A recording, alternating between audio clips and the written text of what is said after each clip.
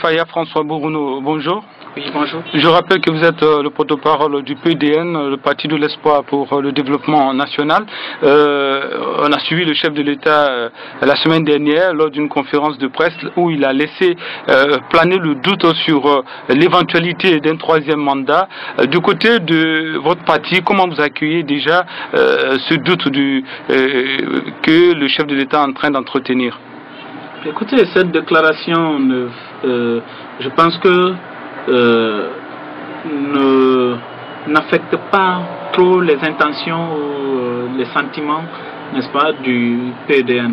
Parce que nous considérons que c'est une provocation et aussi une stratégie pour masquer la sortie ratée du Premier ministre, mais aussi une façon de masquer aujourd'hui les réalités qui sont en face, les réalités liées à la corruption, n'est-ce pas, et à la dilapidation des fonds et au détournement, n'est-ce pas, des deniers publics guinéens, à l'escroquerie auprès des entreprises financières internationales ou des entreprises minières.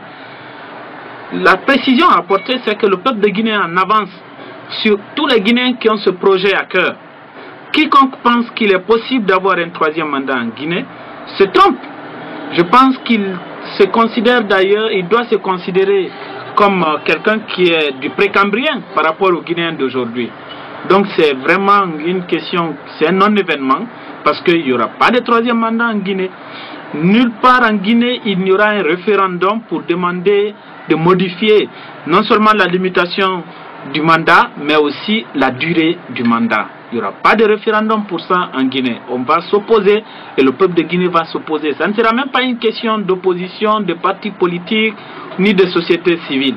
Ça sera une question guinéenne. Et c'est les Guinéens qui vont résoudre avec ces personnes qui, n'est-ce pas, tenteront d'avancer ou d'évoluer sur ce projet.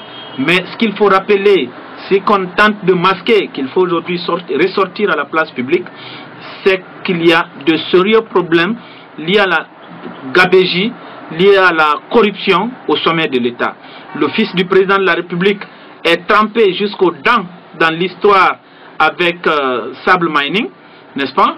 Et aujourd'hui, des précisions continuent à se confirmer davantage sur ce dossier.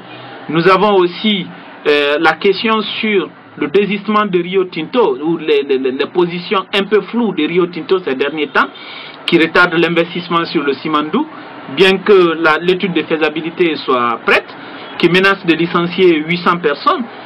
Nous avons aussi beaucoup d'autres dossiers dans lesquels le président de la République lui-même il est impliqué.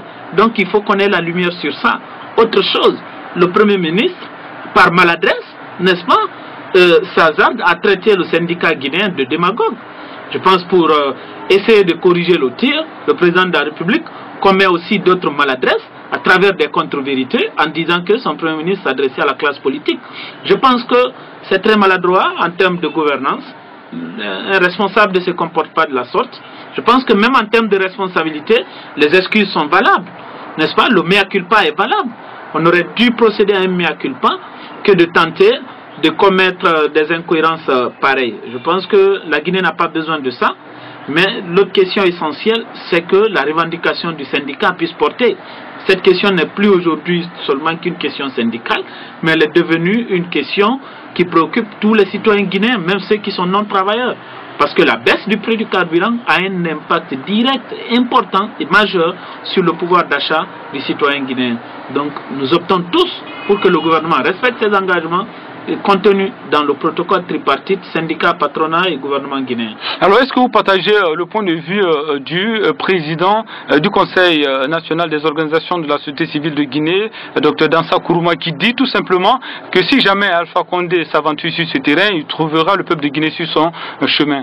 Mais bien sûr, je l'ai dit bien avant, dès le lendemain de cette déclaration, j'ai dit sur BBC que si Alpha Condé s'hasarde à évoluer sur ce projet, mais il rencontrera les Guinéens sur son chemin.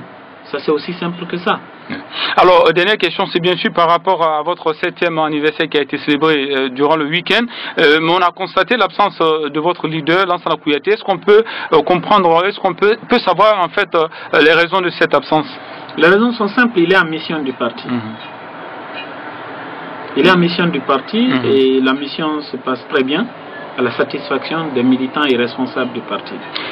Monsieur François Bruno, merci d'avoir répondu à nos questions. C'est moi qui vous remercie.